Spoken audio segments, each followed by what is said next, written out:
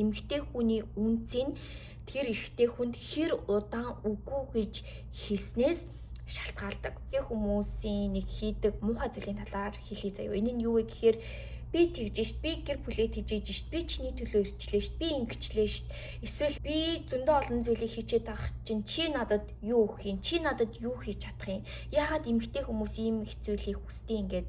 Тана охтуудаа за шинэ бичлэгтээ тавтай морил. Иймэрхүү бичлэг хийгээгүй бүр нэлээ олон утсан байна. Гэхдээ өнөөдрийн бичлэгээр би та нартай ярилцах, хуваалцах зүйл бүр зөндөө их байна. Тэгээ би энэ бичлэгийг яг үнийг хийхээсээ жоохон санаа зовж исэн баггүй юу? Ягаад гэвэл энэ жоохон хувийн тэгээ зөндөө олон хүмүүс бас буруугаар ойлгож магадгүй.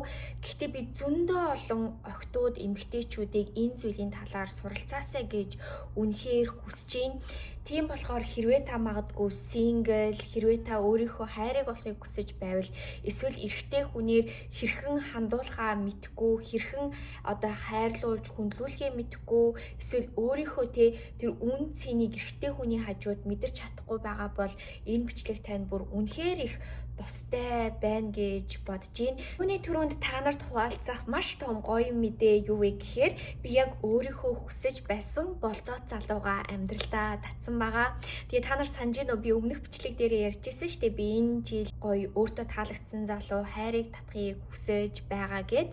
Тэгээд яг би нөгөө хүсэж байгаа хүнээ бичээд тэгээд өөрийнхөө хайрын зүгийг тодорхойлоод тэр зүгтээ өөрийнхөө хайраа илэрхийлэх, гэртээ хайрыг татах зүйлүүдээ тавьсан байсан байхгүй юу? Би хайрыг татах зүг маань манай гэрийн баруун урд зүг байхгүй юу? Би яг тэр зүгтээ үүнийг байрлуулад, гоё цэцэг байрлуулад, тэгээд дээрэс нь яг тэр хүнээс хүсэж байгаа зүйлээ байрлуулсан байсан. Энэ нь ерөнхийдөө юу гэсэн үг вэ гэхээр би өөрийгөө даалт ухамсарын хувьд ч гэсэн өөрийгөө хайрыг хүлээж авахад бэлдсэн. Өмнө нь болохоор би айгүй тийм хаалттай байдаг байсан. Би нөгөө талаараа болохоор би яг энергийн хувьд ч гэсэн яг миний ертөнцид тийм хүн орж ирэх энергийн орон зайг бас би өөртөө олгосон гэсэн үг. Тэгээ бүр хүнхээр бүр ингээд яаж өөрчлөлт гарч байгаа нь бүр үнэхээр сонин заяо. Бүр зөндөө олон залуучууд миний амьдралд ингээд гівгэнд орж ирээд байсан баггүй юу? Сүүлд би нэг залуутай ингээд уулзсан. Сарын өмнө битээ хоёр танилцсан юм байна. Сар гарны өмнө яг үнийг хэлэхэд танилцсан. Тэгээ энэ залуу болохоор энд амьдардаггүй. Би Лос Анжелест амьдардаг штеп. Тэгээ бид хоёр яаж хийж байгаад Лос Анжелест ажиллаар ирэхэд танилцаж таарад. Тэгээд нэг 7 хоног ч үлээ болцоонд явсан баггүй юу. Тэгээд ерөнхийдөө энэ хүнд миний хүсэж байгаа зан чанарууд бүгдээрээ байгаад байсан. Хүн нь айгүй гоё зөөлөн зөв хүн. Тэгээд дээрэс нь айгүй тийм нөгөө ambitious, маш их тийм нөгөө амжилттай, хичээнгүй. Эндээр суурлаад харин хэрвээ та ингээ хүсэж байгаа хүнтэйгээ дээтэнд явлаа, болцоонд явлаа, уулзлаа гэж бодъё. Гэхдээ хэрхэн өөрийнхөө энэ үн цэнтэй зан чанараа авч үлдэх вэ? Хэрхэн яг тэр өөрийнхөө хүсэж байгаа хүн мөн үгүй юу гэдгийг мэдэх вэ гэдэг талаар би та нарт хуваалцъя. Зөндөө олон эмэгтэй хүмүүсийн хувьд нэг гаргадаг алдаа нь юу вэ гэхээр маш их нөгөө таалагдсан хүнтэйгээ уулзаач ч юм уу, яг нэг хүнтэй болцоонд яваад тэр хүн нь маш таалагдах үед юу нөгөө өөрийнхөө үнцийг юу хүсэж байгааг мартаад нөгөө сэтгэл тогтолтой болоод ерөнхийдөө ингээд нөгөө үйл явц айгүй хурдан өрнүүлэх гээд байдаг гэх юм уу. Тэгэхээр чинь яг тэр хүнд таны араас гүүх ч юм уу, таны үн цэнийг мэдрэх бид нар нөгөө боломжийг заримдаа олгодгүй. Зөндөө олон тэгээ ихний relationship дээрээ ч юм уу бид нар тийм алдааг зөндөө гаргасан байдаг штеп. Тэгээ энэ relationship-ний хувьд болохоор би дандаа эмэгтэй хүн үн цэнтэй байх талаар бас ярьдаг болохоор ерөнхийдөө ингээд айгүй их мэдлэгтэй байгаа учраас би айгүй хурдан янз бүрийн хүнтэй ерөөсөө харилцаанд ордоггүй байхгүй юу. Тэгээ бид тээр 7 хоног ингээд болцохдоо ингээд юу ч болоогүй заяа. Угаасаа би юм болохгүй штэ. Тэр үед Лос Анжелест энэ залуу байсан юм чинь. Тэгээд буцаж яваад 7 хоногийн дараа эргээд хүрээд ирдэг байхгүй юу. Би үнэхээр чамайг харахыг хүсэж ингээд хүрээд ирсэн. За энэ үед нөгөө асуудал гарч ирж байгаа байхгүй юу. Одоо энэ хүн өөрийнхөө ажлыг хойшлуулад хамаг цаг заваа гаргаад над дээр хүрээд ирлээ. Яах аргагүй эрэгтэй хүний тархин дотор нэг юм бодогдож байгаа даа. Юу гэж бодогдож байгаа вэ гэхээр за магадгүй энэ эмэгтэй надад илүү гоё хандах бах. Магадгүй бид хоёр ийшээ тийшээ аяллаар явах бах. Магадгүй те энэ эмэгтэй надтай хамт хонох бах ч юм уу.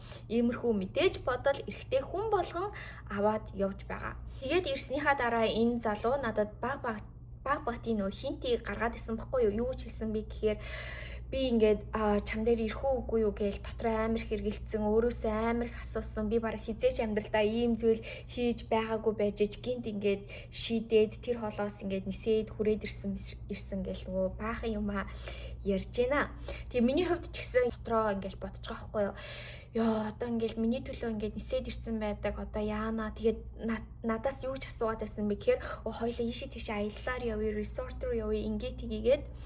Гэхдээ би ерөөсөө энэ залуутай ингээд хэдий надад таалагдаж байгаа ч гэсэн хурдан бүх зүйлийг өрнүүлмээргүй байсан. Би зөндөө эмэгтэй хүмүүстэй үн цэнтэй байх талаар ярьдаг. Тэгээд дээрэс нь эмэгтэй хүний үнцийг тэр эрэгтэй хүнд хэр удаан үгүй гэж хэлснээс шалтгаалдаг.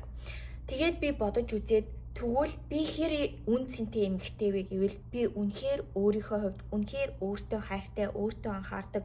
Би үнэхээр үн цэнтэй эмэгтэй бас өөрийнхөө үн цэнийг бүтээгээд явж байгаа эмэгтэй.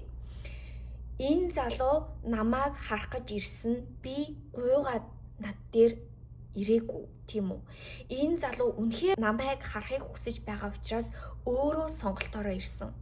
Тэгэхээр та бодоод үзээрэй. Таны хувьд ч гэсэн хэрвээ нэг залуу тантай үнэхээр болзоонд явахыг хүсээд таныг болзоонд авч гараад тантай уулзахыг хүсэж байгаа бол энэ нь тэр залуугийн үнэхээр хүсэж байгаа зүйл тэр залуугийн 100% сонголт нь. Яагаад гэвэл эрэгтэй хүнтэй зөндөө олон төрлийн эмэгтэй хүмүүс байгаа. Зөндөө олон төрлийн ер нь хүн болго өөрөөр штэ.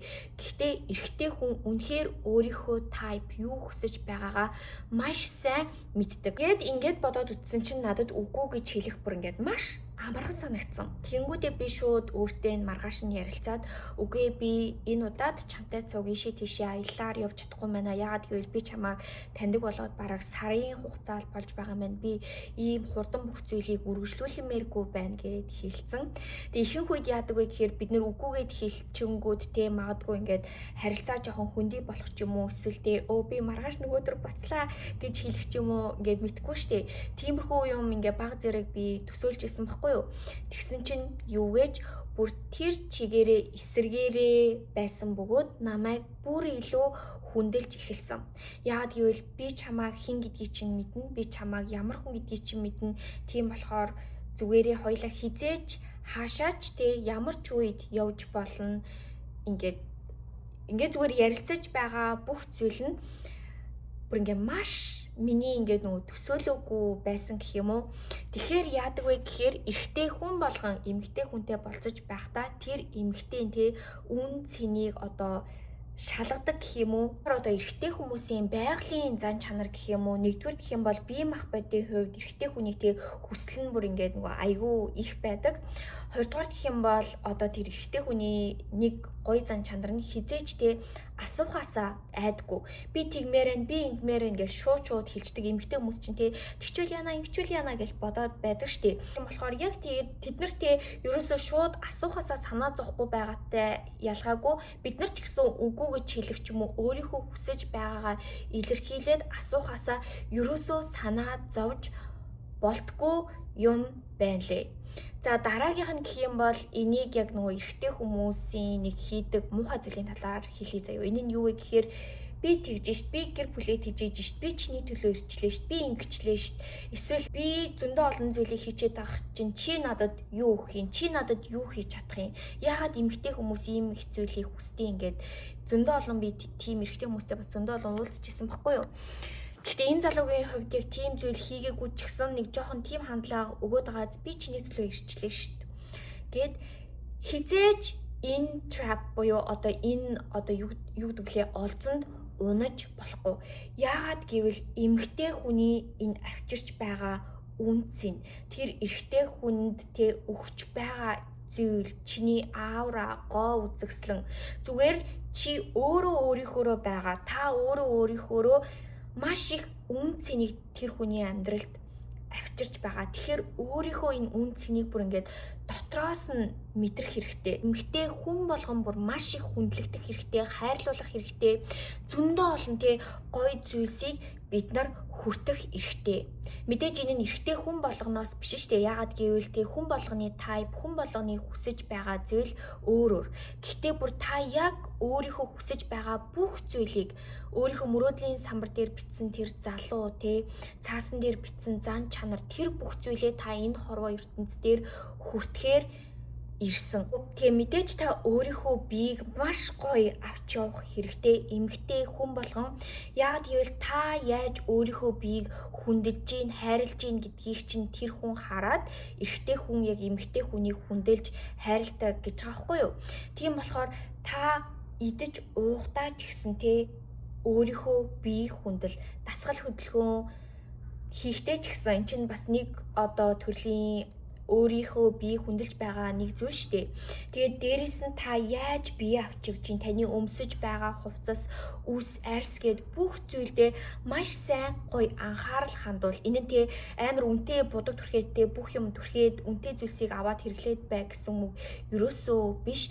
Та өөрийнхөө чадах хэмжээгээр өөрийнхөө биеийг бүр үнэхээр гоё эмгтээлэг зөв авч явах хэрэгтэй. Энэ нь яадаг вэ гэхээр тэр хүнд байгаа зү вау энэ эмэгтэй үнэхээр эрхэмсэг, энэ эмэгтэй үнэхээр ийм зүйлийг хүлээж авдсан байна гэд цаанаасаа таныг хүндэлж эхэлнэ. Тэгэд энэ залуутай би ихэнх болцоондоо яасан бэ гэхээр зүгээр дэлгүүр хийсэн байхгүй юу? Яагаад гэвэл би өөрөө гаргаж ирж байгаа байхгүй юу? Гоё зүйл надад авч өгч чадах нүггүй юу гэдгийг бас ингээд шалгаж үзгээд тэгээд битээр ингээд дэлгүүр яваад үтсэн чинь надад ингээ их юмнууд нь таалагдахгүй заяа. Зүгээр юм арай хямдхан брендийн зүйлсүүд байдаг шүү дээ. Тийм зүйлсийг би өөрөө авчиж чадах болохоор ингээ надад нэг сонирн биш. Тэгээ би үнэтэй дэлгүүрүүд рүү ингээд хараад байсан байхгүй юу. Тэгээд энэ залууд би юу ч хэлсэн мэхэрөө надад энэ ч таалагдахгүй байна, тэр ч таалагдахгүй байна. Энэ иймэрхүү юм би ерөөсөө өмсдөггүй гэд хэлсэн чинь энэ хүн ингээд цаанаасаа чиний стайл чинь тийм юм чинь, чи тийм юм чинь, чи юм чинь гэд яг ингээ миний хүсэж байгаа зүйлийг ингээд авч өгөөд тэгвэл чи иймэрхүү юм сонирхт юм байна гэд янз бүрийн зүйл би зөндөө олон ахуулсан. Тэгээ манайхаа бити буруугаар ойлгохоор би янз бүрийн зүйл зөндөө олон ахуулсан гэд яриад байвал ингээд амар гайхуулж ярьж байгаа юм шиг санагдаж магадгүй. Энэ нь болохоор би өмнө нь ингээд бүр өмнө нь X-ээр янз бүрийн юм ахуулж чаддаггүй байсан байхгүй юу. Гэхдээ би одоо сүүлийн хэдэн жил өөрийгөө яаж сургасан бэ гэхээр хүнээс юм хүлээж авч сурсан. Ихэнх эмэгтэй хүмүүс яадаг вэ гэхээр хүнээр юм ахуулах ч юм уу бэлэг ингээ зүгээр хүлээж авч чаддаггүй. Тэгээ миний хувьд болохоор бэлэг сэлт аваад ч юм уу эсвэл ингээл янз бүрийн гоё ресторанаар яваал байхад бол тэрийг би ингээ зүгээр хүлээгээд авчдаг байсан байхгүй юу. Гэхдээ яг ингээ дэлгүүрээс үнэтэй юм авч өгөөч ч юм уу надад өгөнгүүд би тэрийг хүлээж авах надад ингээ хэцүү санагдаад байдаг байсан. Өмнө нь X-ээсээ би ингээд ямар нэгэн зүйл оронд нь хийж өгөх ёстой юм шиг зөндөө олон жилийн өмнө. Гэхдээ одоо би зүгээр л баярлаа гэж хэлээл инээгээл хүлээж авч бүр үнэхээр сурсан. Тийм болохоор ингээд бид нар бас өөрийнхөө үн цэнийг мэдээд би энэ зүйлийг хүртэх хэрэгтэй, хэрэглэх хэрэгтэй. Би яг ингээд өөрийнхөө байгаагаараа байхдаа би бас ингээд хайрыг бэлэг бүх зүйлийг хүртэх хэрэгтэй гэж өөртөө ингээд аюул сайн ойлгуулах хэрэгтэй. Энд дээр суурлаа дараагийн чухал зүйл юу вэ гэхээр одоо яг ийм гялан сялан зүйлд ингээд шууд автчиж ерөөсөө болохгүй. Хэрвээ янз бүрийн залуу тань гой зүйл өгөөл, бэлэгсэлт өгөөл янз бүрийн гой зүйл авч өглөөгээд та тэр хүнд ерөөсөө өртөө болон тэр хүнтэй хайргүй байж байнга болцоонд явах хэрэгтэй. Эсвэл шууд тэгээд нэг оронд орох ёстой гэсэн үг ерөөсөө биш. Бүр эсэргээрээ. Мэдээж ингээд юм авч өгдөг залуу ч юм уу амжилттай байгаа залуучууд одоо жишээлбэл энэ залуугийн хувьд гэх юм бол зөндөө олон эмэгтэй хүмүүстэй болцож байсан байж л таараа штэ. Тэгээд зөндөө олон бас эмэгтэй хүмүүс зүгээр иймэрхүү зүйлийг аваад өөрийнх нь хүсэж байгаа зүйлийг өгөх ч гэсэн өөр хүмүүс зөндөө байгаа. Гэхдээ та юугаараа бид нар юугаараа ялгагдах хэрэгтэй вэ гэхээр бид нар үн цэнтэй, бид нар өөрийнхөө үн цэнийг үнэхээр мэднэ. Тэгээ хэдхэн зүйл ингэж авч өгөөл толгойч нь эргүүлээд ингээл миний толгойг эргүүлээд надтай хаамт бай гэж бодож байна гэвэл үгүй. Яагаад гэвэл бид нар хүн болгон те өөрийнхөө үн цэнийг мэдрээд бид нар ч гэсэн те энэ хорвоо ертөнцийн дээр үн цэнтэй зүйлийг өөртөө авч өгч чадна, өөрсдөө ч гэсэн бүтээж чадна. Болохоор хэрвээ та үнэхээр тийм чанартай хүнийг амьдралдаа татъя гэж бодож байгаа бол тэр хүнд ч гэсэн те өөрийнхөө энэ чадвар, өөрийнхөө энэ амьдрал дээр юу хийхийг хүсэж байгаа, бүтээж байгаа зүйлээ ч гэсэн тэр хүнд одоо хэлж мэдгдүүлэх хэрэгтэй. Ерөөсөө те би юм амархан амьдралыг хүсэж байна. Би зөвхөн ийм зүйлийг аваал баймаар байна гэсэн тийм бодлыг бүр ингээд ерөөсөө өгч болохгүй. Тэгээ бас тэг хитрхи амар шуналтай надад тэрийг аваад өг, энийг аваад өг гэж бас ерөөсөө болохгүй. Тэгэхээр би болохоор дандаа юуг ойлголдог вэ гэхээр би ийм зүйл дээр ажилладаг, би ийм зүйл хийдэг, би ийм ажилтай байгаа. Тэгээд над дээр ингээд ирсэн одоо ингээд өөр буудалд байгаа штэ. Тэгэхэд ч гэсэн те би өглөө нь өөрийнхөө ийм ажлыг хийх хэрэгтэй. Тэгээд дээрэс нь би хизээч нөгөө тасглаа ерөөсөө алгасдаг байхгүй. Тийм болохоор би өглөө нь яг тасглаа хийн, йога хийн, надад 1-2 цаг хэрэгтэй. Араас нь би 3-4 цаг өөрийнхөө юмн дээрээ энийг ажиллаж байгаа. Тэгээ чамтай уулзч болох юм байна гэд дандаа одоо тэгэж цагаа зарцуулаад уулздаг.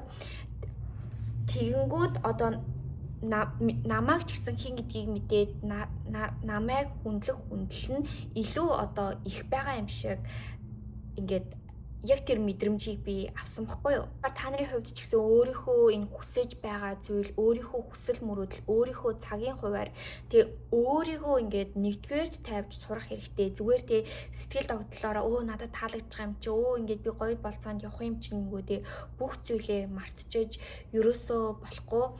Тэгээд бас эмэгтэй хүмүүс ч гэсэн гэхдээ тийм үе бид нарт зөндөө байдаг штеп. Бид нар угаасаа тэгжээж суралцдаг. Би ч гэсэн анх ерөөсөө тийм байгаагүй. Анх хүнтэй бол нөгөө анх экстэйгээ болцож байхдаа юун те за болцоонд явна гэх юм бол тэр өдөржингөө догтлол юун дасгал хийх, юун өөрийнхөө юм хумыг бодох баг тэр хүнтэй л ингээл уулзж ивэл зүгээр бүх юма хаяад гүмээр санагддаг. Тийм үе надад байсан уу? Мэдээж байсан. Гэхдээ зөндөө олон зүйлс өөрчлөгдсөн. Тэгээд хүн өөрийгөө нэгдүгээр тавиад өөрийгөө хайрлах тусам те таны татах хүн чинь ч гоё болж эхлэн таны амьдрал ч гэсэн ингээл өөрчлөгдөөл та улам илүү glow up хийгээл байна. За тэгээд тийм байна. Тэгээд эдгээр зүйлийг та нартаа үнэхээр сануулахыг хүслээ. Тэгээ хэрвээ та бас энэ энергийн талаар ойлголттой болоо те гэрийнхээ энерги өөрийнхөө бас далд бодолд ямар нэгэн зүйлийг татахыг хүсэж байгаа бол түүнийгээ өөрчлөе юм уу, өөртөө анхаарай гэж бодож байгаа бол 8 сарын сургалтанд заавал суугаарай. Тэгээд 8 сарын сургалтанд маань зөвхөн хоол зүй сэтгэлгээ гэлтэхгүй бүр маш олон тий далд ухамсар дээрээ ажиллах хичээлүүд орж ирж эхэлж байгаа. Тэгээ миний амьдралыг лав бүр үнэхээр их өөрчилж байна. Тэгээд дээрэс нь би хэдий ингээд одоо догтлсон та нарт ярьж байгаа ч гэсэн тэгээд энэ залуу дахиад 7 чод буцаад яваад өгсөн ярьж байгаа ч гэсэн энэ хайр бүр тэг яг ингээд бүтээд болох уугүй юу? Яг үнийг хэлэхэд би мэдэхгүй. Тэгээд дээрэс нь энэ бүтэхгүй болчих юм бол миний энэ манифест хийж байгаа бүх зүйл худлаа юм байна гэж би бас ерөөсөө бодохгүй байгаа. Би энэ хүн над дээр дахиж ирнэ гэдгийг мэдж байгаа. Миний амьдралд өөр хүмүүс гарч ирнэ гэдгийг ч гэсэн би мэдж байгаа. Энэ залуу магадгүй сарын дараа ирэхийн өмнө энэ сарын дунд өөр залуу надтай миний таалагдсан залуу надтай болцъё гэвэл би болцоонд явах уу? Мэдээж явна. Яагаад гэвэл би одоо хүртэл сингл. Тэгээд би хинтэнчтэй ямар нэгэн ингээд сонин зүйл хийгээд ерөөсөө явахгүй байгаа. Яагаад гэвэл хорвоо ертөнц надад юу бэлдсэн үнэхээр миний яг бүр хүсэж байгаас илүү гайхалтай зүйлийг бэлдсэн юм уу? Би ерөөсөө мэдгүй. Гэхдээ яг relationship орсныхаа дараа би хизээж тэгэж ингэж янз бүрийн болцоон явахгүй штэ. Тийм болохоор тийм сэтгэлгээтэйгээр бүх зүйлд хандах хэрэгтэй юм байлээ. Энэ хүн л байхгүй бол одоо би яана? Энэ хүнийг манифест хий гэсэн чи миний манифесташн бүтгээ болчлоо штэ гэсэн үг ерөөсөө биш. За тэгээд ингээ бүх зүйл үнэхээр надад одоо ингээ гайхалтай санагдаж байна. Тэгээд та нар ч гэсэн энэ бодлыг өөртөө суулгаад тэгээд гайхалтай зүйлс болгоныг өөртөө татаад хүртэх ёстой зүйлээ энэ хорвоо ертөнцид хүртээсэй гэж би үнэхээр их хүсэж байна. Тэгээ өнөөдрийн бичлэгийг үзсэн та нартаа үнэхээр их баярлалаа. Дараагийн бичлэгээр дахиад уулзлаа. Түр баяртай.